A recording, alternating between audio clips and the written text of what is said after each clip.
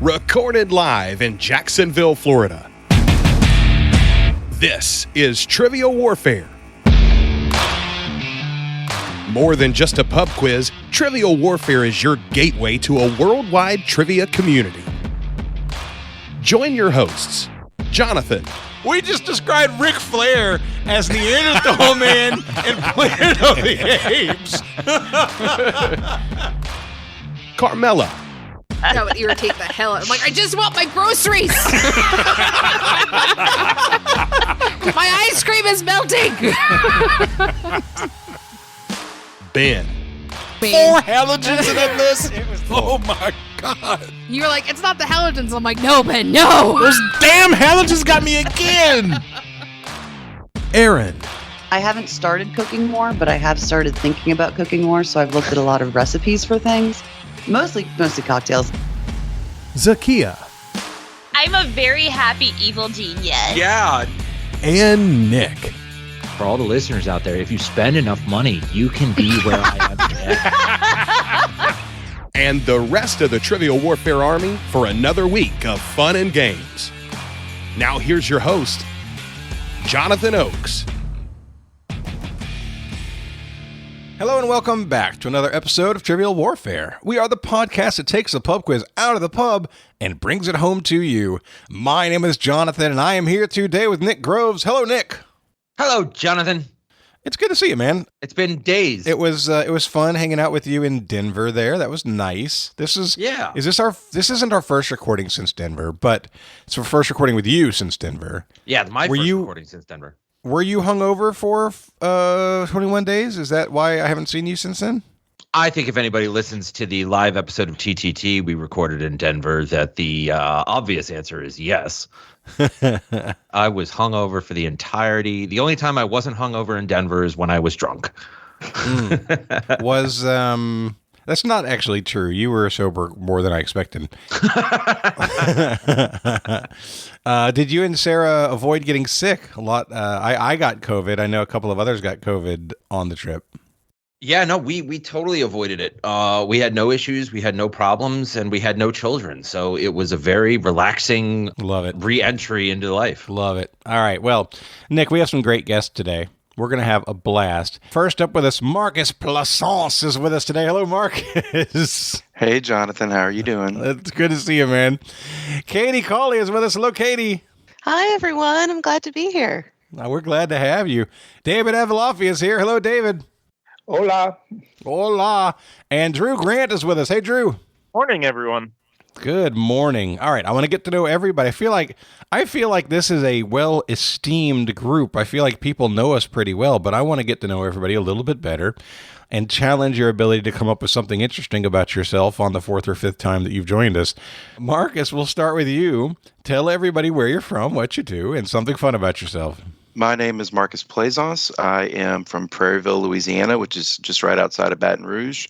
I'm an appellate attorney, and I've been dreading this moment because I don't have anything interesting. I tried to go back to old episodes to make sure I didn't duplicate, but I think maybe something that I haven't mentioned before that's really not about me, but it's interesting is that, so we have 2 daughters, Avery and Ellis, and they're both named after islands. So obviously everybody's familiar with Ellis Island. Avery is named after Avery Island, which is where Tabasco is from. So it's also, Avery Island is about a mile or so south of my grandmother's house as the crow flies in Louisiana. And if you ever come down to Louisiana, it's a wonderful place to visit. That's a very cool thing. And Marcus, I am really looking forward to when you have your 3rd child meeting little Alcatraz. It's a tie between it's a tie between Alcatraz and Greenland. So we'll see if that happens. Well, Marcus, it is great to have you on. Thanks for joining us. Thanks. Katie, tell everybody where you're from, what you do, and something fun about yourself. Hello, everyone. I'm Katie Cauley. I live in Louisville, Kentucky. I'm a copy editor for the public school district here. I was trying to think of something fun about myself and thought I'd come up with one of my favorite things to do is a group of friends and I have been getting together to watch every season of RuPaul's Drag Race. We've been getting together now for 14 years, we figured out the other day. Wow. Which is pretty crazy. We've watched the show through, weddings and babies and all kinds of big life events. And it's just been a really fun way to get together. We call ourselves the Ru Pals. How did you pick your group to get together with for the first one? And did you have any idea that would be like this? No, we didn't know we'd be getting together for over a decade. It's pretty funny. We just got together one night and one of my friends said, "Hey, do you ever watch the show?" And we watched the first episode of, I think it was season 3 or something like that. And we just kept watching it, getting together. When you're young and in your 20s, you'll get together for any reason. So it was a great excuse, but it lasted. It is oddly reminiscent of how it is for folks who play fantasy football, where it just gives you this excuse to have a standard touch point with your friends whenever it's the season. Yep. It's perfect. Yeah, that's very cool. Well, Katie, we are glad that you are here. We're going to have a great time today. David, tell everybody where you're from, what you do, and something fun about yourself. Hi, I'm David Abolafia, currently in Sarasota, Florida. I work in customer service and as a trivia host. And something fun about me, years ago, I used to work for a news magazine. And one day I came into work and my editor said to me, "David, do you sing?" And anyone who's listened to the show knows the answer to that question. But I said, I like to sing. I don't have a great voice. She said, "Well, Barry, the publisher, wants somebody to take this vocal workshop, and that somebody is you." So I ended up dragooned into this vocal workshop, which involved 4 rehearsals and then performing at Don't Tell Mama's Cabaret in Manhattan in front of a paying audience. Wow. Doing 4 solo numbers and a couple of group numbers. And it was the scariest thing I ever did in my life. How did you get dragooned into... At first, it was really fun, and then it's like you're going to have 4 solos in front of a paying audience. How do you get dragooned into that? It was the vocal workshop was run by a friend of the publisher, and so he wanted me to do the thing and then write about it to help promote it. And oh my God. I let's put it this way. When I get really nervous, my palms sweat, and that afternoon I went through a stack of bar napkins just trying to pat my hands dry because I thought I was going to grab onto the microphone and electrocute myself. Oh my God. Well, we are glad that you survived. I was really into the first part of that story. Like, man, force me to take vocal lessons. I'd love to get 4 vocal lessons. I think I could actually sing at the end of that. But no, the part about being in front of the paying audience, it kind of ruins it for me. All right, David, we're glad you're here. Drew, tell everybody where you're from, what you do, and something fun about yourself. Hi, everyone. My name is Drew Grant. I'm from Boise, Idaho, and still a corporate team leader for a small but growing restaurant chain out here. And I used a lot of my fun stories on previous shows, but I did want to mention one thing because it's what's been going on. I was on with you guys. I guess we recorded in early April, 3 days before we recorded that episode. And I want to say she's fine, but my fiance, Jennifer, was diagnosed with breast cancer. I didn't feel comfortable, big podcast. I didn't feel comfortable, obviously, sharing at that time.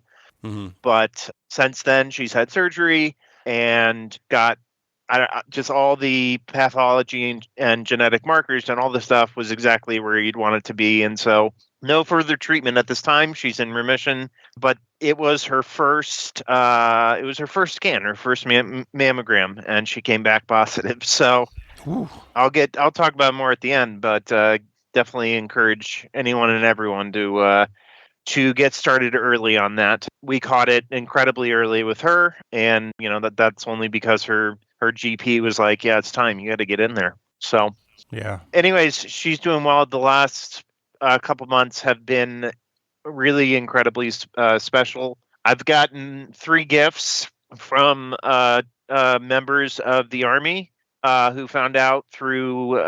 I've been in contact with Simon and Mary about it, and Anyways, I've gotten 3 gifts from Trivial Warfare members that I have never met before. Wow.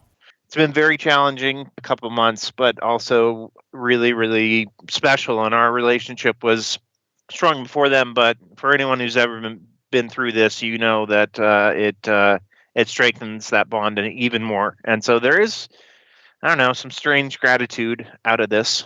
Absolutely. Well, and it's an amazing community. You can see that in the actions of the people. But it's also amazing news for you. I'm so glad to hear that things are going the way that they are. That's fantastic. Absolutely. All right, guys.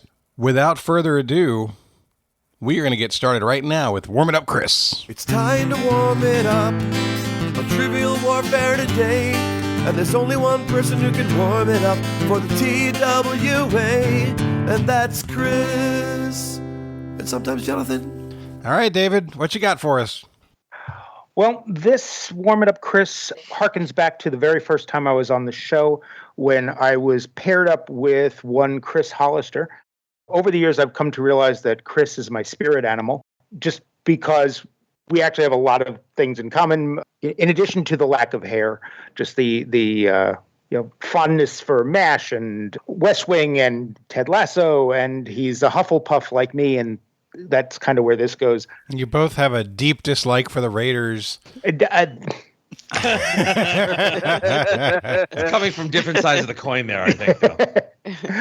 So, and this is going to be particularly interesting given what Katie said in her intro, because this Warm It Up, Chris, I have a list of names, and you need to tell me whether they are a minor character from the Harry Potter books or a contestant on RuPaul's Drag Race.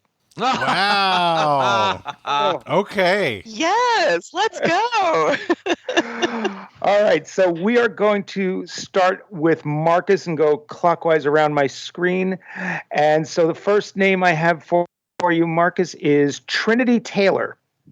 Well, I've never read, nor seen, nor watched, nor caught anything. Neither Harry of Potter. these phenomenons? No. Just Harry Potter. I've definitely seen some RuPaul's Drag Race. Okay. I'm going to say RuPaul's Drag Race is the one with the wizards, and then the Harry Potter is the magic and stuff. The one who wears interesting costumes. Yeah. I'm going to go with Drag Race. That is correct. Who was on season 9 and finished 3rd. Drew, you have Jessica Wilde. I've never seen an episode of... I don't think I've seen an episode of Drag Race. And yet this is the second time I've gotten a question about it, a warm-up question about it. I don't recognize the name from Harry Potter, so I'm going to say Drag Race. That is correct. From season 2, and they finished 6th. All right, Nick, you get Arabella Figg. Arabella Figg is the squib neighbor of Harry Potter when he's in Little Whinging. That is Harry Potter. Yes, that is correct. The neighbor of the Dursleys. Good job. All right, Katie, you get Aura Mayari. Aura Mayari. Now, I'm a little worried now that I've said that I watch so much Drag Race. I'm worried I'm going to get all these wrong. But 14 seasons. I know. Or years. It either would be from a very early season or it sounds like a Harry Potter character. So I'm going to go with Harry Potter. That is from Drag Race season 15. She finished 11th. Well, you've only seen 14 seasons. So in your defense. You have a reason why. All right, Jonathan, to round out the round, Willow Pill. Willow Pill is not a name that I can remember from Harry Potter, which I've read back to front. So I'm going to say Drag Race. That is correct. They won season 14. That is a good one, though, because it's a very Harry Potter sounding name. Yep. Oh, that's what I was going for with these. All right, we are back to Marcus for Gigi Good. Gigi Good. I'm gonna have to go back with Drag Race. And it is from season 12, a runner-up. Good job. Drew, we have Eloise Midgen. I'm trying to remember. It's Harry Potter. I can't remember who she is. It's Harry Potter. She's a student in Gryffindor. That is correct. Good job. All right, Nick, Astoria Greengrass. Oh, God, that sounds so much like a Harry Potter character, but I don't recognize the name. It sounds like a book title, A Story of Greengrass. Yeah, I'm going to say Drag Race. That is Harry Potter. She is Draco Malfoy's wife. Wow. Nick, this is your specialty. There are two topics that you claim as your specialty: musical theater and Harry Potter. And buddy, 100%. You know why? It's because Cursed Child isn't Harry Potter. All right, Katie. Kenya Michaels. Kenya Michaels. I'm going to say Drag Race. You are correct. Season 4 finished 5th. And Jonathan, Myron Wagtail. Drag Race. Myron Wagtail is a member of the Weird Sisters in Harry Potter. Oh, holy crap, that's hard. He's not talking. Yeah, he's not joking when he's saying minor character. Right? One reference in 7 books, maybe. I don't even know that character is named in a book. That's like a Potterverse kind of thing. Yes. Played in the movie by, I think, a member of Radiohead or something like that. Okay, back to Marcus for Tammy Brown. That's Tammie, Tammy Brown. Well, Tammie, if you said Tammy, I'd probably think differently because I have no frame of reference at all. Tammy, I'm gonna go back to it hasn't got me wrong yet. Drag Race. You are correct. Season 1 finished 8th. There you go. Drew, we have Blaze Zabini. That's not a Harry Potter character, is it? Is that your guess? No. I can picture him. Harry Potter. It's a Harry Potter Slytherin is a Slytherin student. Yes. Yep. All right, Nick. This one should be easy for you, I think. Nymphadora Tonks. It's Harry Potter. That's wife of Remus Lupin, That is father of correct. Teddy Lupin, mother of Teddy Lupin. May she rest in Katie, peace. we have Pomona Sprout. Pomona Sprout. I think that would be a Harry Potter. That is a Harry Potter. That is the herbology professor. Head of Hufflepuff House. Yes, also correct. Jonathan, to round out, Geneva Carr. That's Karr, by the way. Drag Race. Drag Race is correct. Season Thank 16 you. finished 11th. Hey, she's a car. Of course she's a Drag Race. All right, Marcus. Robbie Turner. It's Robbie. Well, Tammy with IE was Drag Race. So I'm going to switch it up this time and go Robbie Turner, probably some cafeteria worker in Harry Potter. No, Robbie Turner is from Drag Race, Season 8, finished 7th. Drew, you get Lavender Brown. That's Harry Potter. That is correct. Gryffindor student. Nick, Charity Burbage. Charity Burbage is Harry Potter. That is correct. Professor of Muggle Studies. Katie, Pansy Parkinson. Pansy Parkinson doesn't sound familiar, so I'm going to go with Harry Potter. Mm-hmm. That is correct. Slytherin student. Draco's date to the Yule Ball. And to round it out for Jonathan, Amelia Bones. Amelia Bones is Harry Potter. That is correct. She's the head of the Department of Magical Law Enforcement. Look at the bones! So well done. 3, 4, I think. Yeah, got 15 out of 20. So hey, well 15 done. out of 20, that's not bad. Absolutely. Good job, everybody. Yep. All right, thank you, David. You got it. Today's episode is going to be episode number 492. That means we are on the main feed, so a big shout out to everybody listening. Thank you for joining us today. You can always get more Trivial Warfare. Just go to trivialwarfarearmy.com, sign up as a sergeant or higher, and you'll get access to our back catalog of episodes featuring some of these fine people that you hear today. Today's game is going to be a barn burner, guys. I mean, there is a shot at perfection on the table. In fact, I was asking earlier, so we were rearranging teams, and I asked Drew how close he's been to perfection his last few games, and he said, I'm on a 2-game perfect streak, which is obscene. Yes. So we're going to see... With 2 different hosts, too. It's not like he's got like a thing going with one host. I think one of them was a Zakiya game. Yeah. Yeah, it was Zakiya and me. The last one was Nick. Yeah. So we're gonna see how this goes. Drew, I'm rooting against you. Marcus, I'm rooting against you. It is Drew and Marcus versus Nick, Katie, and Jonathan. David's hosting, and it's time to play the game. Players. Oh, yeah. Y'all know what time it is. This is Mr. Literature himself, cordially inviting you to the game. This is 6 rounds of trivia goodness. 3 questions per round. Every right answer gets you 10 points. In the middle, we'll take a pause for the cause and ask a midpoint question worth up to 20 juicy points. After round 6, you can wager any or all those points you've been building up and take a shot at the final round. It's a series of theme-based questions we call the Gauntlet. It's just that easy, baby. But this game ain't gonna play itself, players. Let's get it on. Round 1, question 1 is in movies. During the Vietnam set segment of 1983's Twilight Zone the movie, soldiers are overheard regretting their decision to frag Niedermeyer. This makes the film an unofficial sequel to what comedy made by the same director 5 years earlier? All right. I think we're ready to lock in. So they are locked in. Drew and Marcus can talk it out. I think Niedermeyer is it's saying Animal House to me. He's the sergeant or whatever of the OTP or whatever it is, frat house, Omega Phi Pi, or I don't really know.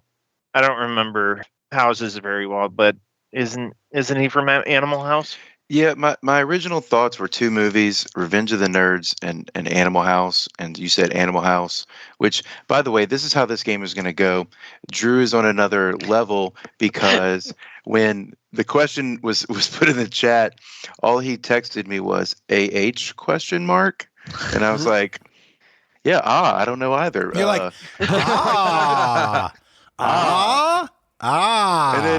but it's funny because like it was something I was thinking, but I still didn't even get it. So yeah, I like that answer. It sounds like it's the right time. I think Revenge of the Nerds is probably like maybe 80 or 81. It's late. It's even later than that. It's got to be 85. Okay, I know that David I think loves so. movies. Yeah, so Animal House, I'm good with that. All right, we'll lock in Animal House. All right, Marcus and Drew said Animal House. Katie, Nick, and Jonathan. It's surprising how similar the discussion was. Considering Drew is smart and we are not. So, Nick, what was your first thought? My first thought was, it sounds like it could be something like Revenge of the Nerds. We should probably start ticking off characters from that in order to either, confirm or reject that concept. And then Katie said, I think that's a little late. 78 is too early for Revenge of the Nerds. Yep. And then Jonathan came up with another answer. I felt like there is some kind of ROTC type organization in the movie Animal House, and Niedermeyer's name rang a bell, so we said Animal House. All right, both teams said Animal House, and both teams are correct. In the coda of Animal House, it is said that Douglas C. Niedermeyer was killed by in his Vietnam own troops? by his own troops. Yeah, I remember that now. And both that segment of Twilight Zone and Animal House were directed by John Landis. How about that? That's great. All right, good job. Good start. And here we go with round 1. Question 2 is now in history. History. And your question is, on January 7th, 1914, the French crane boat Alexandre Lavallee became the first to transverse the entire length of what big ditch, though construction wasn't actually completed for another 3 months? Yes, Marcus. We can lock that in. Yeah, 100%. Yeah, We're locked in. All right, Katie, they are you're the first person to say something here. Why don't you talk us through your knowledge? Well, my knowledge is basically anytime Trivial Warfare can get in a reference to the Van Halen song Panama, they're going to go for it. So I thought this was probably the Panama Canal. You know what? That's good enough logic for me. I feel like the timing is right. This is way before the other things that I was thinking might be the answer. Yeah, I'm down with Panama Canal. 100%. All right, we're going to lock that in. Marcus and Drew?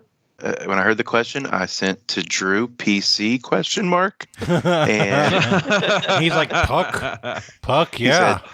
He said, yeah, we also locked in Panama Canal. All right. And then they said Panama Canal, and Panama Canal is correct.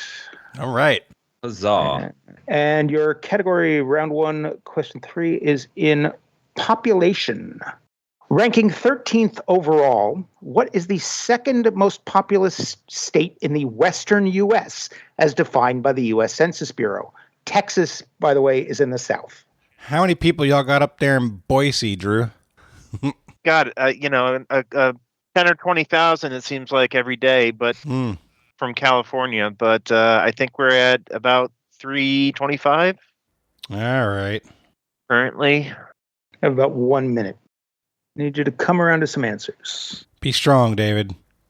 Tell us to turn our answers in and stop talking. Marcus, I say we go with it. No, I mean, I think I'm going to advocate for my answer because I'm right. 99% sure I'm right on that piece of knowledge. So, I mean, Well, we can talk about our answer.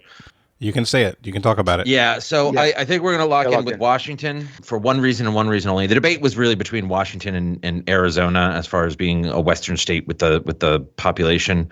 I was pushing for Arizona because Phoenix is massive, Flagstaff, Right. Tucson, Scottsdale. It has cities. Right. And I'm pushing for Washington because I'm 99% sure that Arizona has like 10 or 11 electoral votes and Washington has like 12 or 13, which means Washington has a higher population.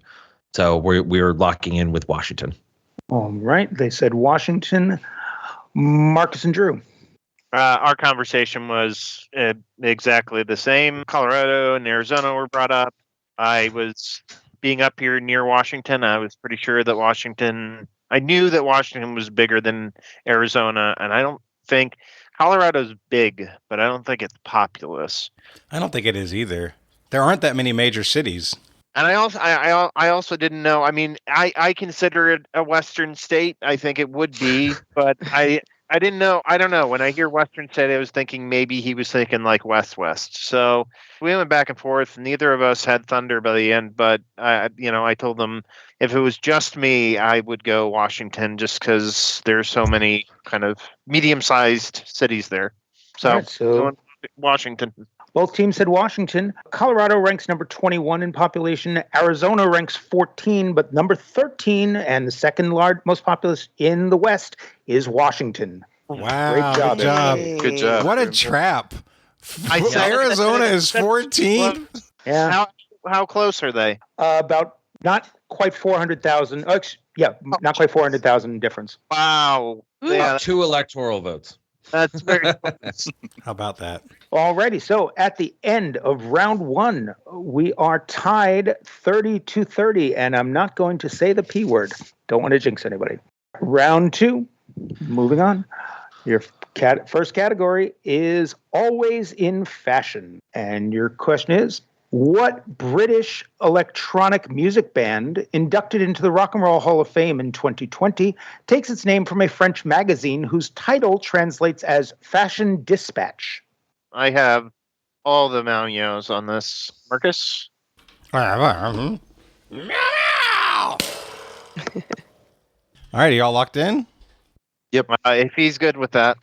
I'm good with that. All right, they are locked in. Jonathan, Nick, and Katie. Katie, lead the way for this conversation here. You've got a thought. What do you got? Yeah, I was thinking, we know French, the word for fashion is mode. So I was trying to think of a British electronic music band with the word mode in it. And we came up with Depeche Mode because we thought maybe Depeche sounds like dispatch. So, It's cognate, all right, yeah. we're going with Depeche Mode. I love it. I'm in. Yep. All right, they said Depeche Mode. Drew and Marcus, you had Meow Meows.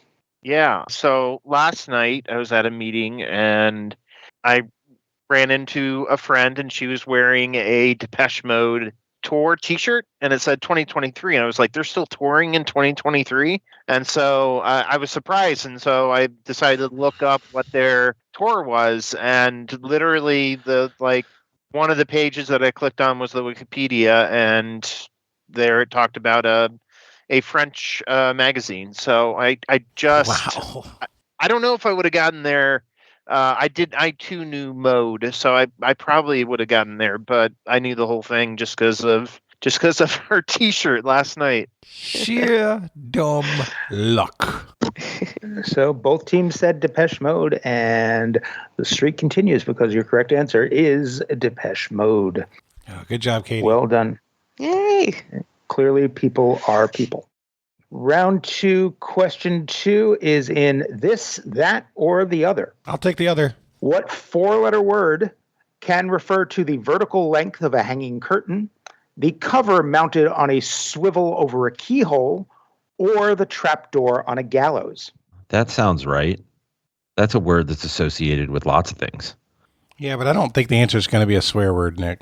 Yeah, but it's associated with, it can be used in so many different ways. I'm totally willing to go with you on this, Katie. Yeah, 100%. Are you locking in? Say the magic words. All right, let's lock in. Woo! Drew, tell me about this word that won't leave your head. The word that won't leave my head, and I'm connecting it to curtains, is the word lace. I'm not. It's not my thing, but when we were redoing my grandmother's house we were redoing her house after she passed. We were going to sell it, and we were talking about curtains, and there was something about lace, and I didn't realize they weren't talking about the material. I could be way off. This is a 3-year-old memory, and that is time, by the way. I do need an answer. The only other thing quickly I was going to say, Drew, is port, because the French word for door is port, keyholes on a door, and it's a 4-letter word. I don't mind that. David, be a man. Tell him to answer the question. Let's give an answer. Drew, let's go with your thought. Okay. All right, then we'll go with lace. All right, they said lace. Katie, Nick, and Jonathan. All More right, like Katie, and Katie. Yeah. Nick and Jonathan were throwing out really not useful suggestions. Yes, but the initials of that don't work for a team name. Sorry. Apparently, discussion is not a 4-letter word. Well, you know how when you're trying to answer a question and your brain all of a sudden spits out a word that you think might fall in line with each thing? That happened to me. Suddenly the word drop came out of my brain gray matter, and I thought drop curtain sounds like a thing. And then I thought the little cover over a keyhole, I think it's sometimes shaped like a teardrop. And then, as boys pointed out, it can definitely be associated with the gallows too. So we locked in with drop. One team said lace, one team said drop, and the correct answer is drop. Yes, Katie. Yay! You know what I loved? Job. I loved the moment when she said the word and both Marcus and Drew just sat back in their chair and shook their head just like, ugh. God. So, Marcus said it. Let me read you our conversation, Jonathan. Okay. After the question was read, I said, drop? Drew said, no. Doesn't sound right. I'm thinking it starts with an L. And I said, it's just the first thing I thought. No thunder. And Drew said, lace won't leave my head. And then I said, that's a 4-letter word. And then we said other 4-letter words once Katie said your for 4-letter sure. word. Oh, man, you should have fought harder for drop. It was there in the chat. Sorry, Marcus. All right. That's okay. Okay. Nick needs to feel good about something sometimes. So Moving on to round 2, question 3. Your category is Got Clue? What dual-purpose sports stadium, considered the first modern baseball stadium made with reinforced concrete, opened in 1960 and was demolished in 2015? It got its original name from the long-billed curlews that populated the area. Oh, that's not a terrible answer at all. I like that answer a lot. I feel confident about it. yeah, I don't have anything else, so we can go with that. Locked in. All right. They're locked in. And Jonathan, Katie, and Nick, you have less than a minute. So I've been naming stadium. I just put Candlestick Stadium, which is San Francisco. It's where the Giants and 49ers used to play. I know the Giants moved earlier because Barry Bonds was hitting home runs into the Bay at Pac Bell. But Levi Stadium is where the Giants play now, and that feels right around the right time. Levi is where the 49ers play, not the Giants. That's what I mean. Yeah. That feels like that move happened right around the middle of the last decade. Yeah, but so my philosophy is if they moved out of Candlestick Park into Levi Stadium, did they demo Candlestick Park immediately? Was the new? They didn't move to a different stadium while they were building Levi, so they didn't build it on the same site. No, they switched. They built it in a totally different city. It's a different place. Right. But my point is, I need an answer. Candlestick's the best we've had so far. Go for it. Got to go with it. All right, we'll say Candlestick Park. All right, they said Candlestick and Marcus and Drew. Yeah, it was the curlews thing. Took me a second, but I think I remember there are these birds that have like really long legs that you would see by the bay, and I think that they were called candlesticks, like for their legs. So we said candlestick. And I like our answer more because I just realized that the category was a clue in that it wasn't the rope stadium or it wasn't the the clue. It was that's such a good clue. What's the category? So dumb. What was the category? Category is got clue.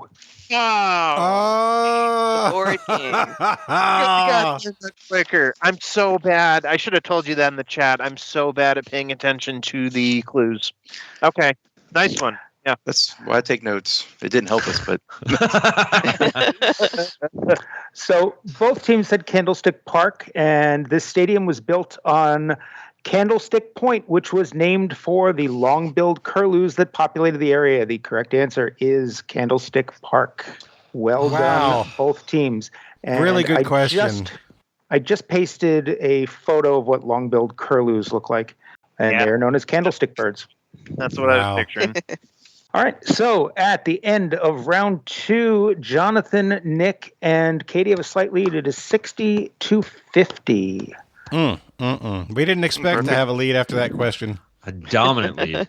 Let's see how this perfect game continues, guys. Oh, now all of a sudden we're using the P word. All right. I'm not going to jinx it, but okay. Moving on to round 3. Round 3, question 1. Your category is Taking Your Punches.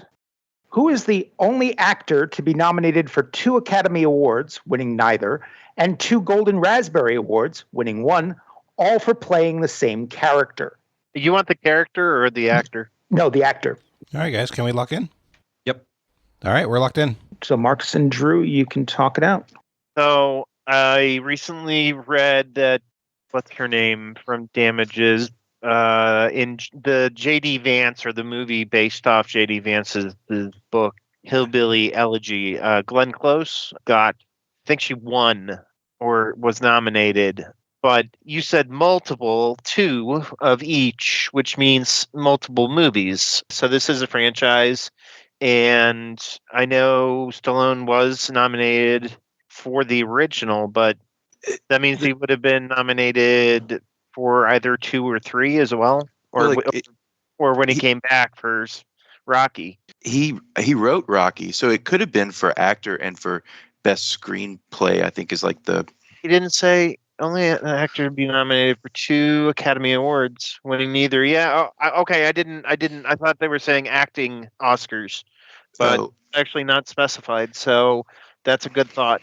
And the what's the Golden Raspberries? Is that That's the Razzies, right? That's what I thought. I just wanted to hear you independently say that, but I tainted the well. Plus, the category is pulling your punches, and it's either. I mean, never put your taint in the well, Marcus. He cannot well the taint.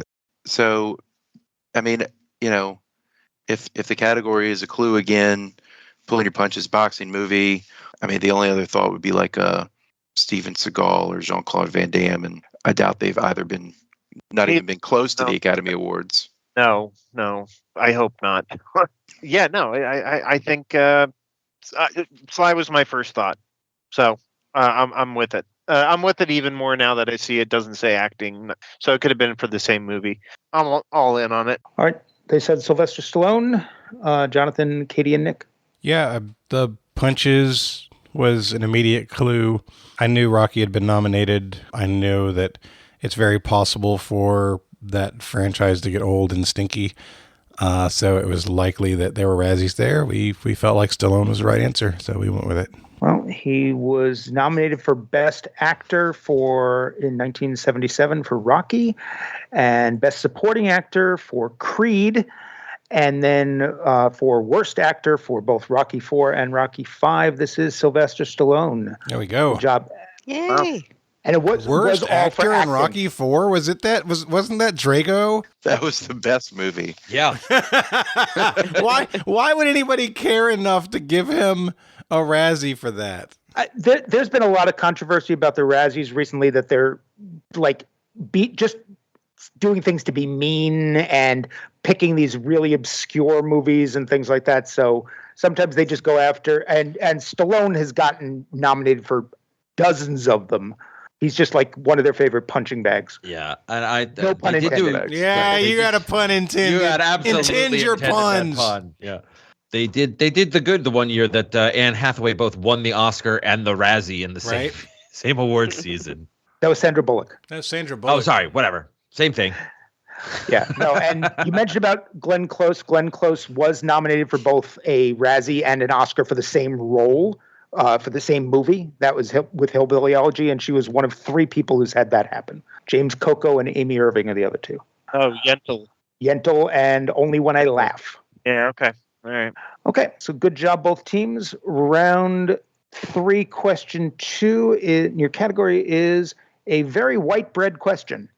Present since 1921 and inspiring the name of the product, what do the red, blue, and yellow circles in Wonder Bread's logo represent?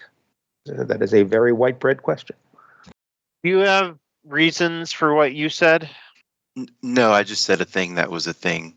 If it is that, though, I'll probably just quit the game after this question. But no, there's no reason behind what I said. It is stuck. It's stuck in my head. I don't think it's going to leave. I think it's connected to that. It's the right place, I think. 1 minute. It just has to be. I think all the connections are there for me. We'll lock in so you guys can talk. Oh, that's time. It's too late. Our time's up. Yeah, guys. So but they have after the conversation, and we didn't really have a good answer. We talked about the World's Fair. Maybe being where sliced bread was introduced. Nick pointed out that happened after 1929 because that's when Betty White was born and she was older than sliced bread. And we couldn't, this specifically says, what do the red, blue, and yellow circles represent? And it inspired the name. And Nick and Katie both started talking about kind of toys. And somebody said bouncy balls, and that reminded me that there is a toy called a Wonder Ball. And maybe the Wonder Balls had different colors, but the Wonder Ball could inspire the name Wonder Bread, and the dots could represent the balls. So I think that is our answer, because I don't think we had anything better. And we're out of time. So they said Do you Wonder agree? Balls? Are we saying that? Yes? Yeah, Yes. we don't have a choice. Yes. All right, Wonder Balls. So I've driven by the Wonder Bread factory. It's in Indianapolis, and it's huge. But is it full of wonder? I, in my head, thought that it was connected to, that Wonder Bread was connected to the, I don't know if any of you have ever seen it, but if not, you should. I don't even know that they've done it since COVID. But anyways, the balloon race at Indy is pretty famous. In my head, that's where the connection was. And, that's in Indianapolis. Anyways, we were not sure. It was going to be somewhat of a guess anyways. And Marcus brought up something planetary, which I thought could be, the red being Mars, yellow being Venus. So that definitely could be it. And I hope he doesn't quit if I've talked him out of our second right answer today. But we went with that they represent balloons. All right. One team said Wonder Balls. One team said balloons. A vice president of marketing of the company was at an event in 1921 where he was filled with wonder watching a balloon race. And so those red, yellow, and blue circles are representative of balloons. Wow. Good job. I had no connection to build on, guys. Yeah. Nope. Yeah, me We're neither. Back in the game. Hey, look, we went with an answer that was round. I think that's a solid, a well-rounded answer. Yeah. You just needed 3 more letters. You said ball, and you should have said balloon. Right. No, well, we you didn't let me finish.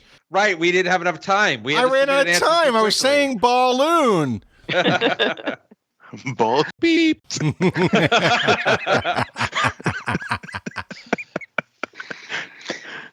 Round 3, question 3 is in literature. Literature. And set to be released in January 2025, Onyx Storm is the 3rd novel in what best-selling book series? Pasted in Marcus's chat as well. Yeah, we're gonna lock in. Yeah, but we're locked in. Yeah, in my head, I connected to the Empyrean, Marcus. The only issue I had was the Fourth Wing and the flame something. Anyways, the only reason I hesitated was because I thought he said movie. The movie was being released in January 2025, and I was like, I don't think they've made movies out of the first 2 books. No, the question says the 3rd novel in what best-selling book series?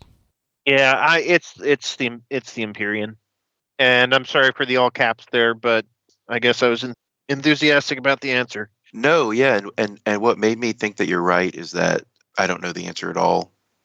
And you put it in all caps. Good answer. And so by putting it in all caps, I was like, I cannot. Like, can't argue with that. After I saw the in all caps, I was like, this is going to go somewhere. And then you said Empyrean, and I was like, that's another word.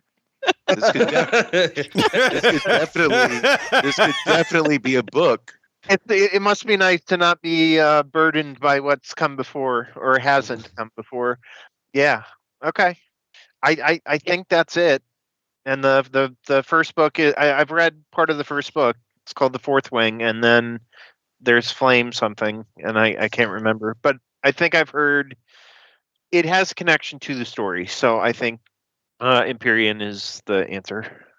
I hope. Yeah. Right, Our so answer. They've said Empyrean. Team Try Hard. I am blown away, Drew, by your ability to pull Empyrean out of that, because you never hear that in the books themselves. It's only ever in articles about books that they call it the Empyrean series.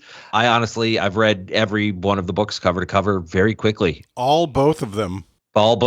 Yeah. Well, it's still like 1,600 pages in 3 days. Yeah, but yeah, that's it's definitely the Empyrean series. Rebecca Yarros. Iron Flame is the second book. Iron Flame. Yeah, that sounds right. Yep.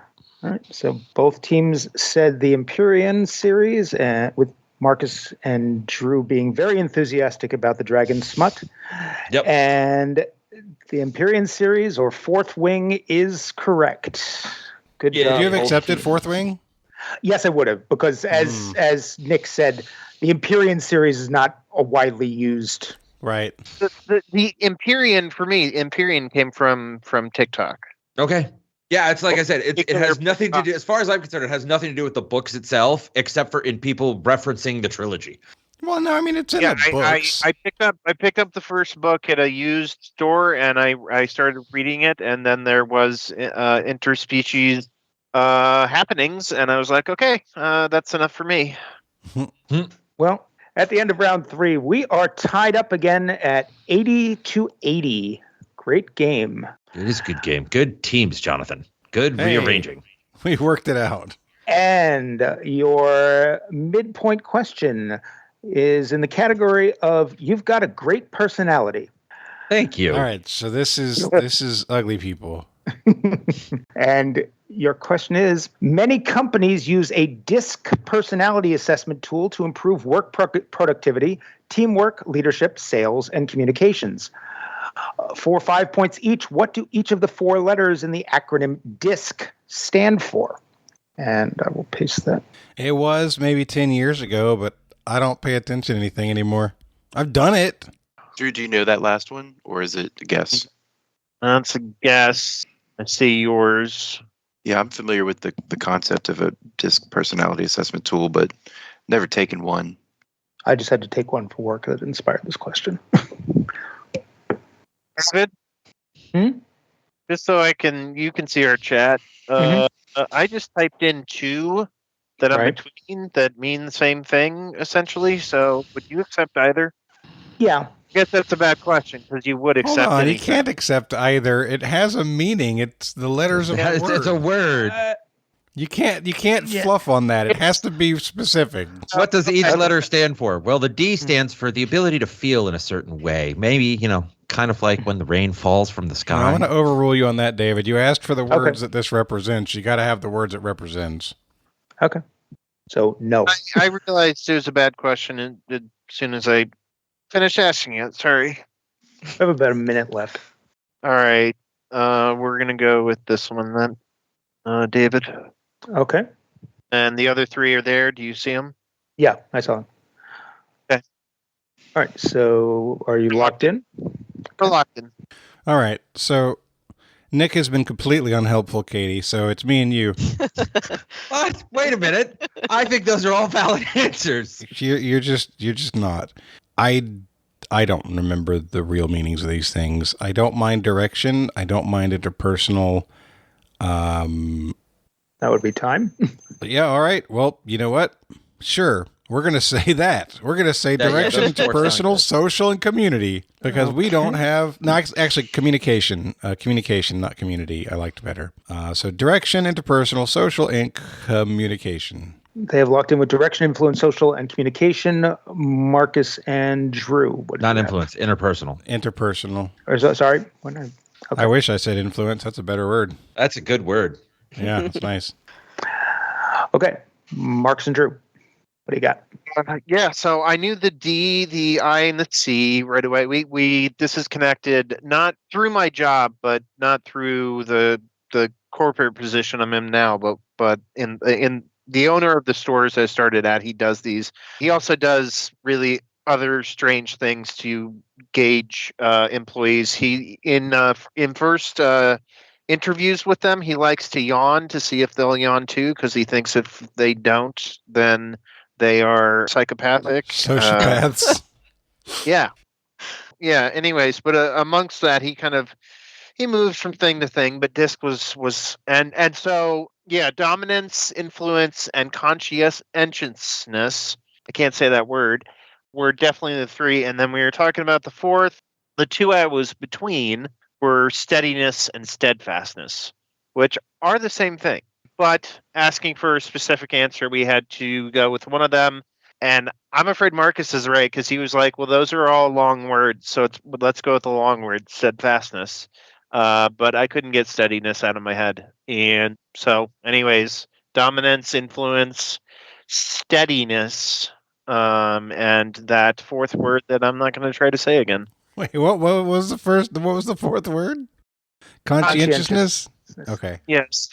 All right, your correct answers in a DISC personality assessment, the letters stand for dominance, influence, steadiness, and either compliance or conscientiousness.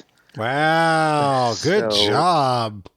Marks and Drew swept the midpoint, and Team Tryhard got skunked on the midpoint. So, wait a minute. I would just like to point out, Jonathan, that my first answer got us the closest to a correct answer. Dominatrix. The one that started with dickhole? No. I said dominatrix, and you idiocy, said stressfulness, and contention. That's what you said. I said, yes. You were so unhelpful. Dominance was correct. You said dominatrix. The same vein. No. No. Go back to your corner. At the end of the midpoint, Marks and Drew have 100, and Team Tryhard has 80. Round 4 has become custom when I'm hosting. Round 4 is the Rob Warman round. Oh, you have a Rob Warman round. Are you kidding? That's hilarious. Our prolific trivia writer, Rob Warman. All right. And so round 4, question 1 in the Rob Warman round is, what's in a name? Ugly Stick is a popular brand of what type of outdoor gear? And your category is what's in a name? Yep. Marcus, I think we're good. I'm not coming up with anything else. So, You locked in? It's like it immediately hit me. Yeah, we can lock in. That's fine. All right, so they're locked in. Team Try Hard, talk it out. So I like where y'all are going here. Katie, can you kind of lead us through this? Yeah, I was trying to. The spelling of stick, STIK, was making me think of Speed Stick, like the men's deodorant. I don't know if it's spelled like that, but so Jonathan, you said sunblock, and that sort like of a made me stick think of something you rub on. Yeah. So I think that was kind of floating around in all of our minds for like a stick of something that you rub on, whether it's sunblock, but then we thought maybe it's insect repellent, you know? Mm-hmm. I'm trying to think ugly. Yeah, I've never used an ugly stick. My ugly came natural.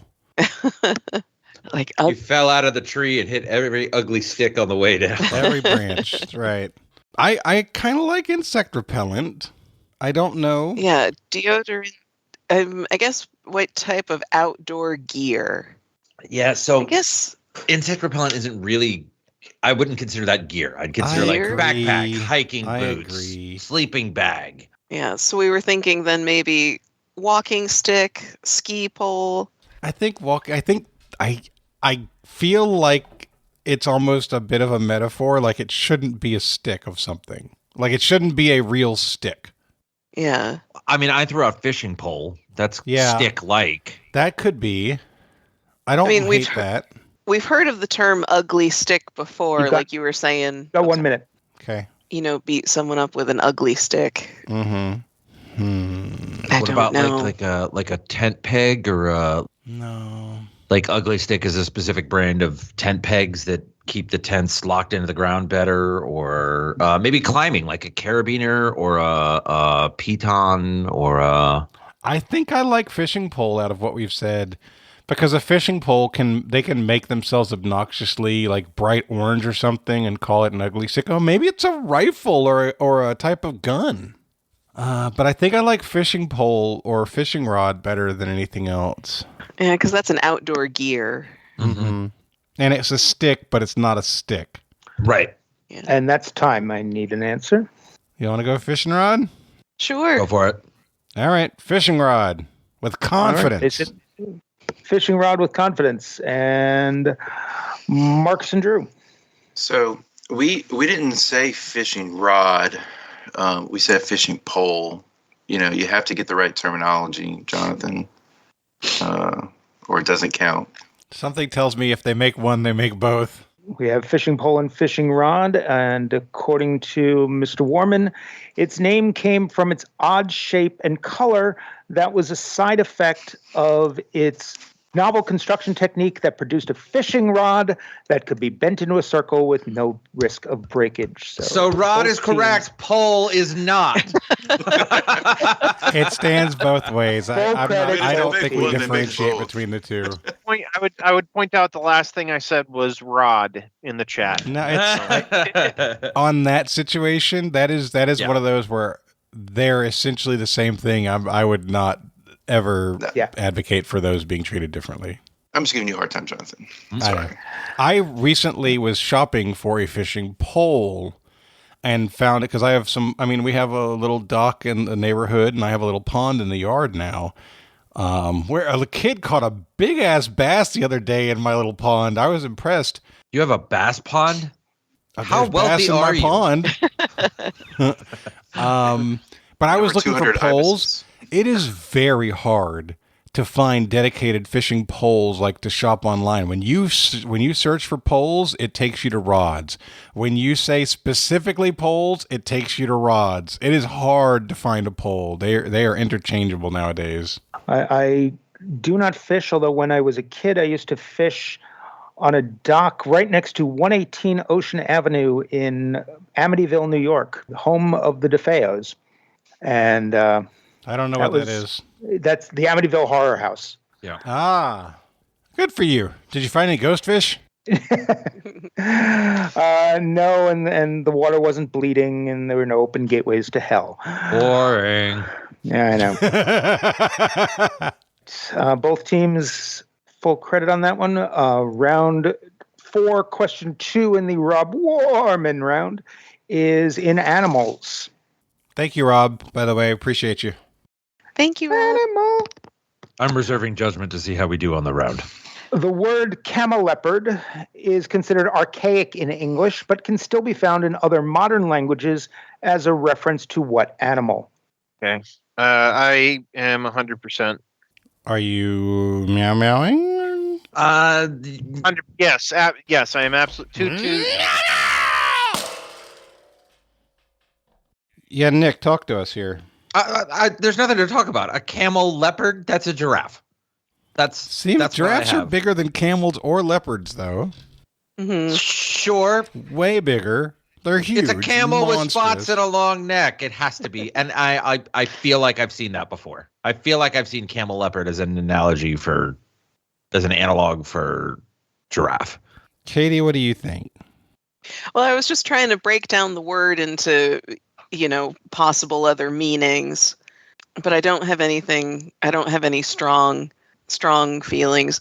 A giraffe, I guess you could see it as a camel leopard. My first instinct was was giraffe too, as much as I give Nick a hard time. It was like, okay, I can see the spots, I can see the camel. All right, I can see it. I'm going to need somebody to go, oh no, I know that the correct answer is this, to get me off giraffe here. Okay. Then let's go All with right, it. I can't do that. Giraffe. All right, they said giraffe. Marcus and Drew, you had meow meows. I put giraffe. I think it's a term I first saw Lewis use, although it could be wrong. Anyways, we said giraffe. Both teams said giraffe, and both teams are correct. All right. Giraffe. Thanks, Rob. Hey. Round 4, question 3 in the Rob Warman round. Your category is no, it doesn't make popcorn. Along with countless movie reviews and over a dozen best-selling books, critic Roger Ebert wrote exactly one cookbook. His cookbook was centered around dozens of recipes made via what single-purpose kitchen appliance? David, what was the category?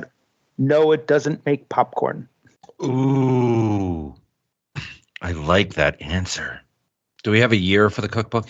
I'm betting it was before he died. Wait. Is he dead? No, he's not dead. Siskel's dead. Oh, they're both dead. Definitely wrote it before he died. One would think. It's shot in the dark, but it qualifies. All right, that is time, folks. I need some answers. You all good with the one that I suggested there? Go for it. Katie? That's the best I think answer. so, yeah. I almost don't care if it's right. We're locked in. All right, they are locked in. We've gone a lot with a lot of my answers today. We've got two. I feel pretty good about mine. He feels pretty good about his. Marcus, I'll leave it up to you. I really like my answer, especially because of the single purpose thing.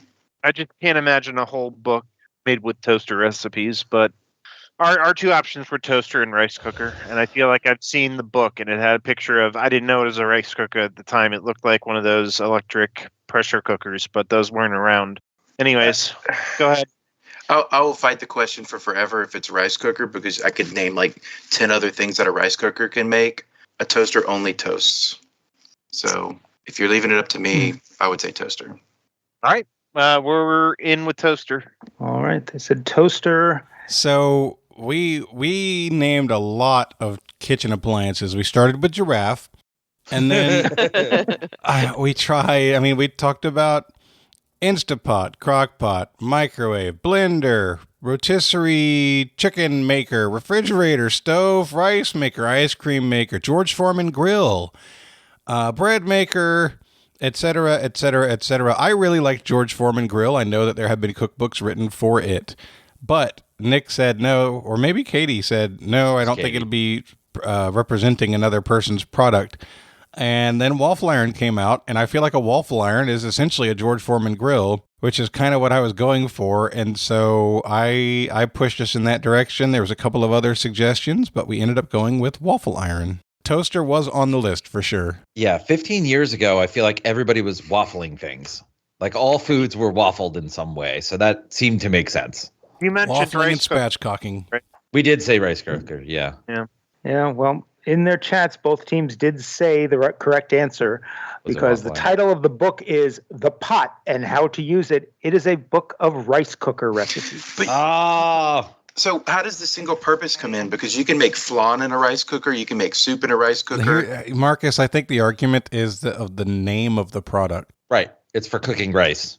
It's a rice and cooker. He did have single purpose in quotes. Yeah. Like if you were to use a waffle iron to make other things, you would still call it a waffle iron, right? Yeah, it would. Yeah, it wouldn't it's a single purpose item. Exactly. Yeah. A George Foreman grill, you can grill anything. Yeah, it's true. But I have a problem with the question. Are you going to take it out physically on David? He lives in Sarasota. Or you can go to Minnesota and take it out on Rob. He lives in Minnesota. Sarasota's older brother. All right, so at the end of round 4, it is 120 for Marcus and Drew, 100 for Jonathan, Katie, and Nick. Moving on to round 5. Round 5, question 1 is in AKA. And your question is, saying that he always wanted to be Alice Cooper, Steven Spielberg, Bela Lugosi, and Stan Lee, by what name is singer, songwriter, and filmmaker Robert Cummings best known? Oh, I've heard this. We have to be careful because part of the question is in quotes. And the category was? AKA. It's also not his name. I know his name, but I can't pull it right now. Oh, that's not bad. We can lock in with that, Drew, if you want. Okay, we're locked in. All right, so right now our best answer is Rob Zombie, but let's keep going. Let's see if we can think of anybody else. Do y'all know the name of the guy I'm talking about who's My Chemical Romance and also did Umbrella Academy? He wrote the comics. No, I don't. And was involved in the Netflix series. 1 minute to go. Not familiar with him. Can't remember his name. Grant something or Gary something, or I don't remember. Nick, what are you doing? Are you talking to us, or are you... You're not looking at I'm staring at the chat. I'm trying to think. We're talking now. I know, but I'm looking through all of the things that we listed to see if any of them stand out as being a better answer. I don't think we have a better answer than Rob Zombie. It ticks all of the boxes. And Robert and Rob. Singer-songwriter is not how anyone would describe Rob Zombie, though. Singer-songwriters are people like James Taylor or Sarah Bareilles. But he sings, and he's a singer. I'm sure he wrote some of his songs. Performs. Sure, yeah. He's definitely a filmmaker. He's one of the only ones that stands out to me as a singer, but also a filmmaker. I'll give you this. His first name is Rob. Right. That's time. All right, we'll say Rob Zombie. All right, they said Rob Zombie. Marcus and Drew? So Jonathan Gerard Way is the lead singer. Yeah, it's Gerard Way. That's the guy I was Yeah. trying to think of. And I didn't know that he wrote Umbrella Academy, but he did. That's the guy that would have done it. Anyways, Rob Zombie was the first person I thought of. I just kind of went through it, and he has a comic book like Stan Lee. He makes movies. He's a songwriter, and I thought that Bela. Back in the day, Bela played Dracula a lot, but I think he also played like what was more commonly referred to at the time as walkers, basically zombie. Anyways, we decided to go with Rob Zombie.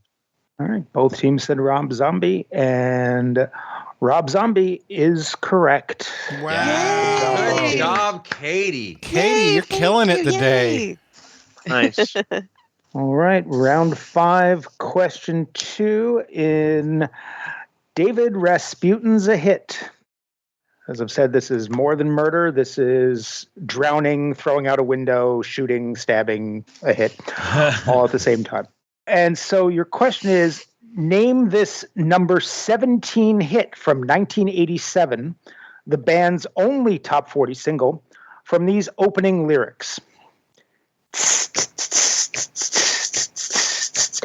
Out where the river broke, the bloodwood and the desert oak, holding wrecks and boiling diesels, steaming 45 degrees. I feel like we've had this on the show before. I don't remember that. Okay. Not familiar if you have. I'm not familiar if we have either. But if you do feel that way, what's the answer, Nick? I just typed it. Oh. Can you type it in the Skype chat? Do you want the artist or the song? The song. Oh, okay. Well, I think I know. Okay, hold on. Oh, so we're saying meow meow? I'm like, I'll tell the same story I did the last time we did this, but yes. Meow meow! All right. Nick has meow meows, and they are We're locked in. So, Marcus and Drew. I got to it because I don't listen to music anymore, but Amanda Palmer has a song with these lyrics, and I was like, well, that's an Amanda Palmer thing, but she's she's my age, so can't be her. So basically the chorus is, how do we sleep while our beds are burning? And there's like something about four-wheelers scaring cockroaches, or anyways, the time has come to say fair is fair, to pay the rent, to pay our share, something like that. Anyways, I think it's Amanda Palmer, and I don't know the name. I don't necessarily know the name of the song, but the chorus is beds are burning. How can we sleep when our beds are burning? But she also says, how can we dance when the world is turning, or something. I wish I could remember. Yeah, I don't know who Amanda Palmer is, so she was a member of back in the day, was a member of the Dresden Dolls. Marcus like, oh no. Oh, that Amanda Palmer. That's time. Okay. I would go with Beds Are Burning. I don't remember the whole rest of the chorus. So I would go with Beds Are Burning, Beds Are Burning. I don't have any objection to that. Okay, I think that's what it's called. Anyways, Beds Are Burning. All right, they're locking in with Beds and Burning. Team Try Hard. I do like the song you were describing, Drew. It's a good song. I think I may have made a mistake, Jonathan. Oh, I think my God. I think I may have conflated two things in my head. All I know Yeah. is that there is a penalty for meow meowing and being wrong now. Yes. And yeah. And you said 1,000%. Yes. I did. That's more than 100. That's 10 hundreds. Yeah, 10 hundreds. And here's the issue, and here's where my brain obviously let me down. The band is Midnight Oil. That's the name of the band. Okay. The song is Beds Are Burning, and I said Burning Down the House in the chat. I meant Beds Are Burning, but Burning Down the House is a different song by That's Talking the Talking Heads.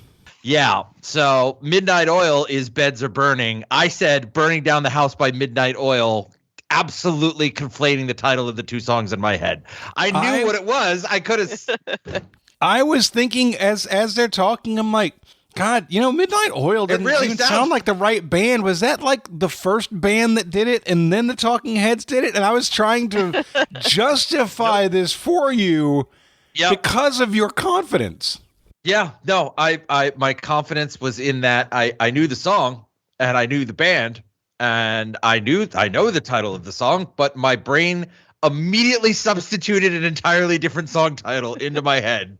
Oh, I apologize, mainly to Katie. I don't care what Jonathan thinks of me, but I screwed that up. Marcus and Drew said Beds Are Burning. Team Try Hard said Burning Down the House. Yes, the chorus of the song, which is originally by Midnight Oil, is how can we dance when our earth is turning? How do we sleep while our beds are burning? Beds Are Burning is the title of the song. Now I want to listen to the original. I'm sure I know it, but yeah, okay, good. And the line you were talking about, four wheels scare the cockatoos, not cockroaches. Okay. Round 5, question 3 in 4-letter geography. Geography. And your question is, what Buddhist country, home to the best coffee and most awesome waterfall in Southeast Asia, has a name that translates to the land of a million elephants? Oh, I did not realize that. No, just how yours, Marcus. We're in agreement. I need to stop answering before David typed That's the fine. question. It's fine. I'll look for it. Okay. We were both on it, so we'll lock it with that. All right, they're locked in. Team Try Hard. Yeah, part of the question is best coffee. So that's probably Java, not Laos. Yeah. Is Java a country or a capital? I'm trying to think. Java is an island, and I believe it. I don't know that it's. I don't know if it's a country, but it's an island. It might be part of Indonesia. Yeah, Java. I'm going to say Java is an island in Indonesia, and not a country in and of itself. But it's such a good name for a coffee clue. It absolutely is, but it's definitely not a country. David, is country in quotation marks? It is not. Coffee is in quotation marks. It's a single-use country. Single-use country. What most awesome waterfall in Southeast Asia? Land of a million elephants. Laos is such a small word for land of a million elephants. Maybe it's an acronym. But if we're thinking Laos is near Thailand, and I know Thailand has elephants. Used to be Siam. And Thailand, waterfalls, Bangladesh, Malaysia, Laos, Vietnam, Korea, Indonesia, Bhutan, Nepal, Pakistan, China. If Java's not a country, I think Laos is what we got. Laos is the only 4-letter country that I can come up with in Asia. There's Africa is like Togo and Mali. There's not a whole lot of 4-letter countries, period. Chad. Yeah. Laos is the only one in Southeast Asia. Okay. I guess we can go Laos. Katie, you good with that? Yeah, I'm good with it. All right. They said Laos, Marcus and Drew. He got it in before the question was posted again, and I didn't see it, but I said Laos, and then I saw that he had said Laos, and I think the waterfalls are, I think the waterfall is called Cone Falls. CH or KHONE? KHONE. Anyways, Laos. All right, both teams said Laos. There are other 4-letter countries in Asia, such as Iran, Iraq, Oman.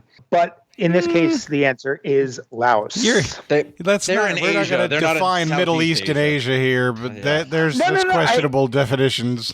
They're in Asia. They're not in Southeast Asia. Someone said I can't think of any 4-letter countries in Asia. Well, I meant Southeast Asia. 1,000% you meant Southeast Asia. Okay. But we got Laos, and that's right. Yes. All right, so at the end of round 5, it is 150 for Marcus and Drew, 120 for Katie, Jonathan, and Nick. Hey, we're right around the score that I was saying that we would be at.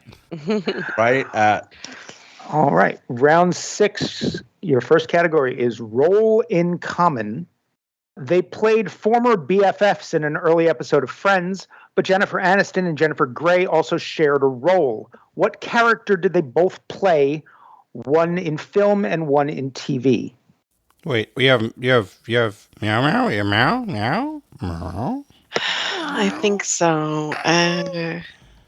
Wait, I'm betting that you're this is the dig not coming at quite me. Go sure ahead. confidence is way more confident than Nick's 1,000% was.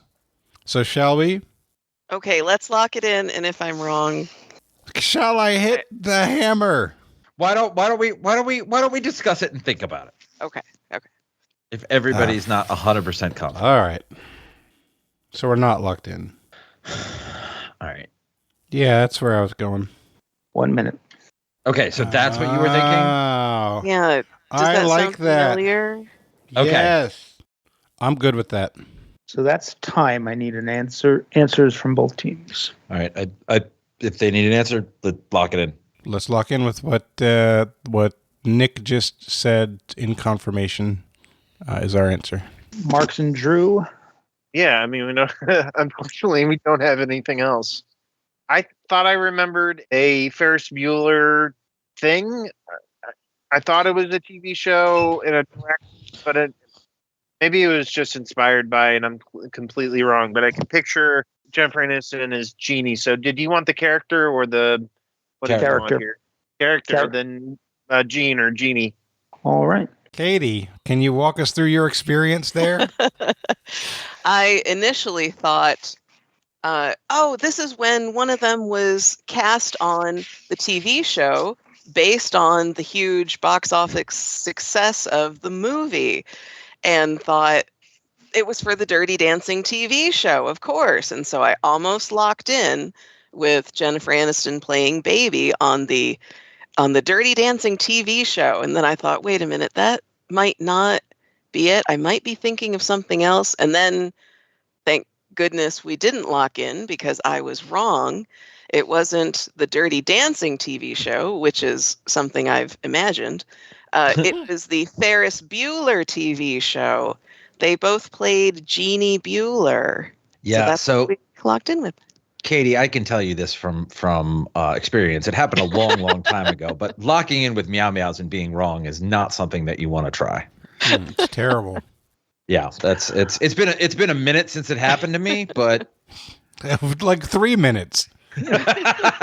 Both teams locked in with Jeannie Bueller, and there was a Dirty Dancing TV show, but the role of Frances Baby Kellerman was played by Melora Hardin in 1986's Ferris Bueller's Day Off. The role was played by Jennifer Grey in the Ferris Bueller TV show, played by Jennifer Aniston. That is Jeannie Bueller. All right. I want to see the face of the guy who played Ferris Bueller in the TV show. I remember this show, and I remember it not looking anything like Ferris Bueller. I remember the 90s version when it was called Parker Lewis Can't Lose. Maybe that's what I'm thinking of. So that's what I was thinking of. I think that's what I'm thinking of too. I was afraid that was it. Was that that was just inspired by, though, right? That wasn't like a direct. Yeah. Look at this. The actual Ferris Bueller in the TV series was played by Charlie Schlatter, who I'm pasting a picture in the chat for you. Yep, that one in the bottom with the tie. Perfect for a auditory He medium. looks like one of the actors in Glow, the producer in Glow. Huh. Is that Mark Maron? That no. is Mark. No, I'm not talking about Mark In Maron, Glow. the producer. No. Mark Maron's a director. Oh, okay. maybe. I only watched one episode, so I don't know. Anyhow, both teams got it right. Moving on. Round 6, question 2. Your category is sports nicknames. Sports. In the late 80s and early 90s, Run TMC was a trio of NBA players who played a run-and-gun style offense called Nelly Ball for what team? And the category is sports nicknames. Oh, why am I blanking? This is Toot Toots. I've got it. So, we will lock in. All right. They are locked in, so team try hard. All right, guys. Shot. So I'm thinking that Nelly Ball would be Golden State. Nelly Ball. Don Nelson was a coach at Golden State. You think Tim Hardaway was one of those guys? Tim Hardaway. It was Tim Hardaway, and it was what's his face that came to the Wizards? Michael Jordan. No, Mitch Richmond. Mitch was the M. He played for the Kings. Tim Hardaway. Did he? Mitch Richmond played a long time for the Kings, Sacramento. Could have sworn it was Mitch Richmond. Maybe it is. Maybe it's the Sacramento Kings. Yeah, no, it's Tim. Don Nelson, Tim Hardaway. He coached in a lot of places in the 80s and early 90s. Yeah, I think we're good with Golden State. Chris Mullin played for Golden State. So that's the C. Or the M. Well, no, Tim Hardaway, Mitch Richmond, Chris Mullin would be TMC. Okay, I kind of like it. Let's say Golden State Warriors. This is Golden State Warriors, and Marks and Drew, you had Toot Toots. I did, and it was, just as Nick said, Tim Hardaway, Mitch Richmond, and Chris Mullin played for the Warriors. Okay. Both teams said the Golden State Warriors. I was just thinking that to myself. Both teams are correct. It is the Golden State Warriors, and you took all my flavor text. It is Tim Hardaway, Mitch Richmond, and Chris Mullin. Good job, everybody. Just glad I could help. All right. Round 6, question 3, final question before the gauntlet. In This Is the End, In journalism, especially in press releases, what number is used to indicate the end of the dispatch? This practice dates back to Western Union's 92 code produced in 1859, so Nolan Ryan and Martin Brodeur had nothing to do with it. Again, the category this is the end. Oh, okay. Okay. We're good, Marcus? Yeah, I'm good with that. Locked in. All right. I have no idea on the press release thing, but Nolan Ryan and Martin Brodeur had nothing to do with it. I'm trying to think of what their jersey numbers were. Immediately, I came up with 30, and then I'm trying to picture the 30 on the Houston Astros with like the rainbow stripes, and I see 34 with that for Nolan Ryan. So when I picture Nolan Ryan, all I see is Robin Ventura's head in between his arms and his belly. Yeah, and what was the number right next to Robin Ventura's head? It was bloody. I didn't see it. 34 could be right.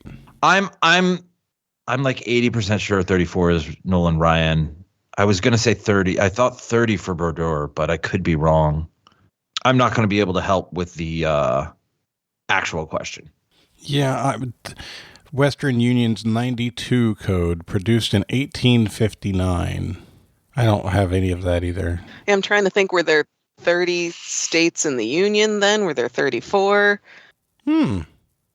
Western Possible. Union, produced in 1859. The 92 code.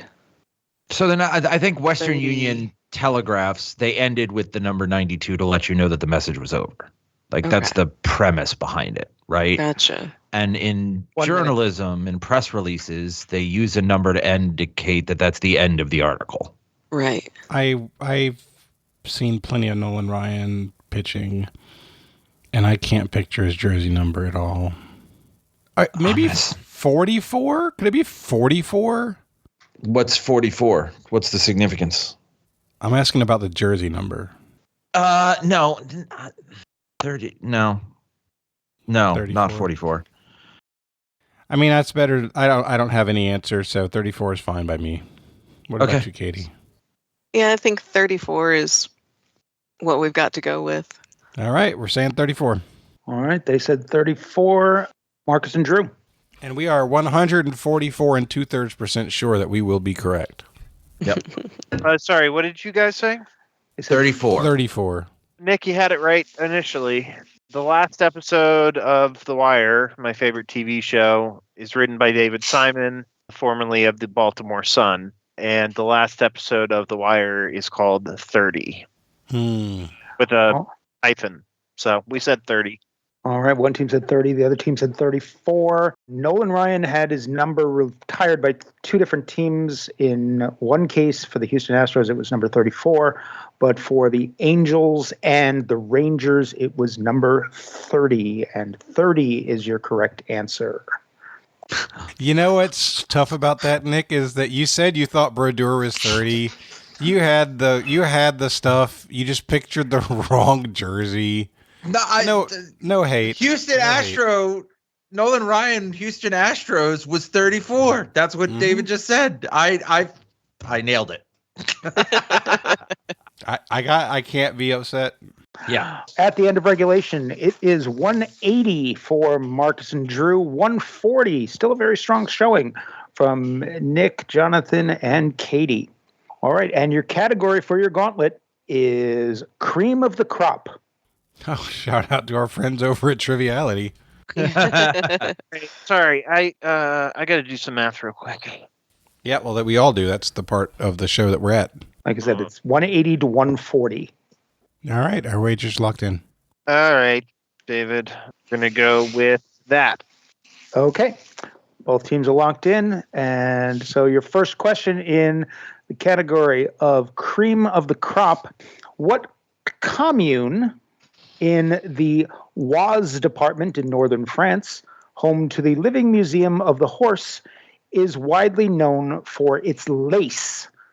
That's a what I like. Shall we lock in? Yeah. All right, we're locked in. Okay, we're going to go with... Your answer's locked in? Okay. Locked in. Okay. Sorry. Oh, yes. Yeah, sorry. Okay. Question number 2 in your gauntlet of cream of the crop.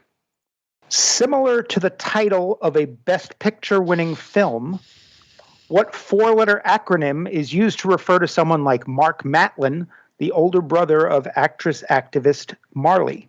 Hey, guys, just so you know, the answer is not going to be Coda. If it was, we would have to throw the question out because we've had a similar question answer. So I just wanted to make sure you didn't waste any more time than we did talking about that. You guys are locked in? No. Oh, okay. Sorry. But we're pretty much at time. Okay, we could go with that. Yeah, that's it. It has to be it. It has to be it. Yeah. All right, we're locked in. The time's up. We have to lock in. All right, they're locked in. Yeah, we're locked in. All right, question 3 in your gauntlet of cream of the crop. What U.S. city was home to short-lived NFL franchises called the Bulldogs, the Redskins, and the Yanks, although its current team isn't located in the city proper and doesn't use the city name? When you say current team, do you mean current NFL team? Yes. Okay. All right, we can lock in? Yeah. I feel like I was unhelpful in that whole round. Locked in. Okay. Teams are locked in. We will go back through your questions in the gauntlet of cream of the crop. Number 1, what commune in the Oise department in northern France, home to the Living Museum of the Horse, is widely known for its lace? That's a what I like. Team Try Hard. What did you come up with? I think all of us hit. Yeah, I think all of us hit that last sentence clue there. Oh, baby, that's what I like. Hanging down with a wiggle and a walk and a jiggle in her talk. It's a giggle in her talk, not a jiggle in her talk. A giggle in her talk. We said Chantilly because of Chantilly lace and the Big Bopper. All right, they said Chantilly and Marcus and Drew. We also said Chantilly for dissimilar reasons. Did you say dissimilar reasons? Yes. We also picked up on the category instantly. Okay. You're right about that. That helped. Yeah. Similar to the title of a Best Picture winning film, what 4-letter acronym is used to refer to someone like Mark Matlin, the older brother of actress/activist Marley? Marcus and Drew. We vacillated on this one because of the question. We talked about like sibling of deaf sibling, but the word sibling describes the relationship as it is, and we didn't like anything. We just settled on soda, sibling of deaf adult. All right. And Jonathan, Nick, and Katie. Yeah, we were going back and forth about whether it would be sibling or brother, but then we kind of looped in the category and thought, well, cream soda is a thing. So we locked in with soda. I think Andrew just figured out the category. All right. Just figured out the category. And then the... At least I know the last answers right now. What was challenging there, David, for us is that we recently had, within the last 5 episodes, a question about Coda being a Best Picture winner and it describing Marley Matlin's kids or something. And so we had a Coda question with the same kind of cluing. Right, same way. I was very uncomfortable with it being so similar, and if they had missed it, or if they had said something different than us, then I would have probably had to, I don't know what I would have done, but I was really glad that we had the same answer so that either we're right together or we're wrong together, and it's okay. The category helped define it, though. Yeah, that's not the point, though. The point is using essentially the same question. All right, question number 3. What U.S. city was home to short-lived NFL franchises called the Bulldogs, the Redskins, and the Yanks, although its current team isn't located in the city proper and doesn't use the city name? I'm going to go to Drew and Marcus. Even if I had known the category, I don't know that would have helped with this because I think cake is the category. Chantilly cake, soda cake, and cantons are the glass thing with the lid that you carry, the trays that you carry cakes on. I think those are called cantons. So Canton Bulldogs I knew was a thing, and so we ended up saying Canton. All right, they said Canton. Team Try Hard. So we had a lot of conversation here. We don't think that the category is cake. We think that the category is cream. Is cream of the crop. Cream of the crop.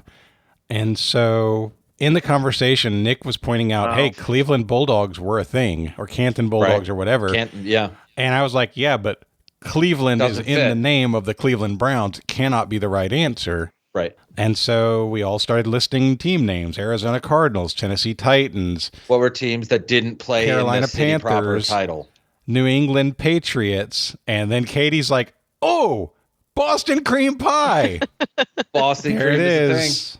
We locked in Boston. We'll go back through your answers.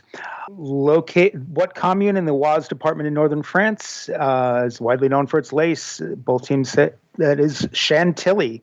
Similar to the title of a Best Picture winning film, the four-letter acronym, Mark Matlin is the older brother of Marley, and so he is a sibling of a deaf adult. So soda is your correct answer. And question number 3, what U.S. city was home to short-lived NFL franchises called the Bulldogs, the Redskins, and the Yanks, although its current team isn't located in the city proper and doesn't use the city name? The Bulldogs, the Redskins, and the Yanks were all around the 1920s, and they were based in Boston.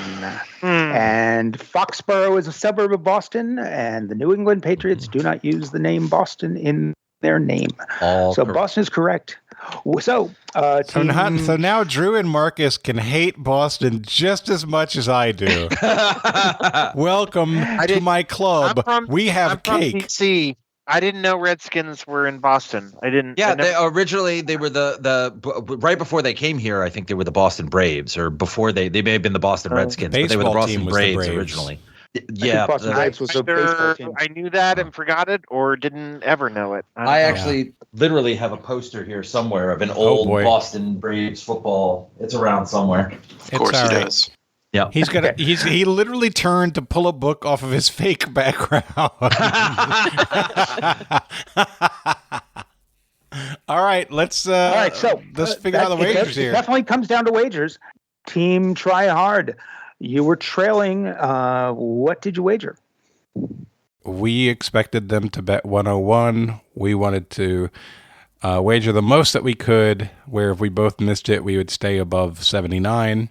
So we bet 60. All right, they bet 60, which leaves you with a final score of 200. And Marcus and Drew, what about you? So great. So Marcus is disliking Nick more and more. You have to start with like and then move to dislike John. So we did the same math. I mean, it's on my paper, 180, 140, 101, whatever. And, we said, like, that only matters if everybody gets it right. And, if we're going to get it right, we're going to, I don't know. We just decided to bet it all because what the hell? Whoa. And, it's unfortunate that sports in Boston and all those things came together. Boston is unfortunate. Yeah. So once it came down to it, we just couldn't. So it's either going to be wagering 121 or 101 to cover, or we were going to be betting 99 basically.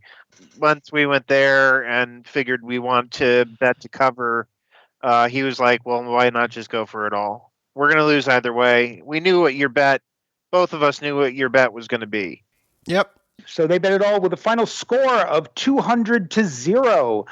Jonathan Oakes, Nick Groves, and Katie Cauley are today's champs. Congratulations. I think you got to switch the order on that. Okay. Yeah. Katie Cauley, Jonathan Oakes, and Nick Groves. Yeah. There's a solid 80 points sitting in her corner right there. Oh, you guys are sweet. Thank you. I would just like to point out that Drew now has 3 consecutive perfect games. Ha ha ha. Perfect. All right. Also, my first loss on the show. So good job, hey. guys. All right, guys. Before we go, I'd like to give everybody a chance to do shout-outs and promote causes that they care about. Katie, you're the winning team. We're going to start with you. Yay, this is fun. This is a cause that I don't think has ever been mentioned in the 492 Trivial Warfare episodes, but here we go. If you have old or diseased trees on your property, or you are thinking about getting some trees trimmed, go ahead and do it. Our family had a 130-year-old tree fall on our house last year and destroyed a significant portion of it. And so we've had quite the year of trying to rebuild, and it just has underlined for us how important it is to have healthy trees on your property. Talk with your neighbors. If you have a tree on your property that you are worried about every time there's a big windstorm, go ahead and get it trimmed or looked at by a professional. It is an expense, but not compared to rebuilding a whole house. So that's my little cause. I think that's a fantastic one. When Sarah and I bought this house, literally before we moved in, one of the first things we did was cut down a tree. It was just not comfortable with that guy. He's got to go. I've taken down 21 of 24 on my property. Oh, wow. Yeah. That's a lot of trees. Awesome. All right. Thank you, Katie. Drew, you're next. All right. Thanks again for having me on. So close to 500. I've been thinking about bumping it up for a while, but in honor of 500, I just earlier this week bumped up to full colonel. So wow, thank you. Happy to support the show. I would like to call out two things real quick. Number one, or three things. My fiance Jennifer wanted me to mention that the age for mammograms had for a long time been 40. A lot of doctors are now suggesting 35 to get your baseline done. So just a reminder from a man, which is, just the person that you want making the recommendation to get checked. You never know when it was popped up. Like I said, with Jennifer, it was her first. Second, there are a lot of good breast cancer charities. The Susan B. Coleman one has a lot to do with the research, but I feel like there's a lot of cancer. It's a worthy cause, but there's a lot of money flowing into cancer research. So I made after we got her well, I made a pretty large donation to something called the Pink Fund. Pink Fund is a mutual aid program for breast cancer patients. We were lucky, we were fortunate not to face any financial hardship due to this diagnosis, the treatment, and all of that. Other people are not as lucky. So Pink Fund is a fundraiser that is it's direct mutual aid, providing grants to breast cancer patients in need. So I would definitely recommend that one. And just the last one that I'll call out is most locales now have a office set up for something called mutual aid, which, if you're not familiar, is slightly organized, slightly disorganized, but it's community service, and you can end up moving, veterans out of their houses out of shelters and houses, or simply helping, a union worker who lost his job cover his rent for a month, or, whatever else. There are thousands of ways to get involved. So I'd ask everyone to check out their local mutual aid. Yeah, that's all I got. The Pink Fund is doing a lot of good work. It's outstanding. But yeah, thanks. Yeah, thank you. That's fantastic. Marcus, you're up. By the time this episode airs, probably a couple of weeks, it'll be in the height of hurricane season. And so, hurricanes hit Florida, hurricanes hit Louisiana, hurricanes hit all over. And so think about, if you see stuff on on the news about a hurricane, you see all these videos, pictures of aftermath of hurricanes, and it's terrible. It disproportionately affects common sense coastal areas, but a lot of poor communities live along the coast, especially the Gulf South. So think about, when you're hearing this, or later on, if you see something about hurricane recovery, hurricane relief, the Cajun Navy is a great resource to help people. Of course, the Red Cross, but it's hard because insurance is not always there, and insurance is not always fair. So if you're in a position to help this or any of the worthy causes mentioned today, please do it, because it could change somebody's life. And a quick shout out to my wife, Katie, who always selflessly lets me record these episodes while she wrangles our children. And so she's wonderful. All right. Outstanding. And thank you, Katie. And then David, we're going to finish up with you. All right. Well, first of all, thanks for having me back as a host. Glad this game played a little easier than the last one. And so the quick shout outs. First of all, I want to echo a little bit of what Drew said. As a cancer survivor myself, yes, please support those organizations. They are wonderful. On the other personal health side, I want to give a shout out to the Muscular Dystrophy Association. My wife does have a form of muscular dystrophy. They do some really great work, and especially because there's no cure, there's no real treatment right now. So it is an ongoing struggle. And it would be nice if when I tell people that my wife has MD, they don't say multiple sclerosis. No, muscular dystrophy. And lastly, as a shout out / begging, if anybody is in the graphic design field and has or knows anybody who is looking for a junior graphic designer, my son is available and looking for work. So hit me up. That's about it. All right. Well, guys, that is going to wrap us up. Great game. Fantastic performance. So for Drew, for David, for Katie, for Marcus, and Nick, my name's Jonathan, and this has been episode number 492 of Trivial Warfare, where it's not just trivia, it's war. Bye, everybody. Bye. Bye. Thanks for listening to Trivial Warfare.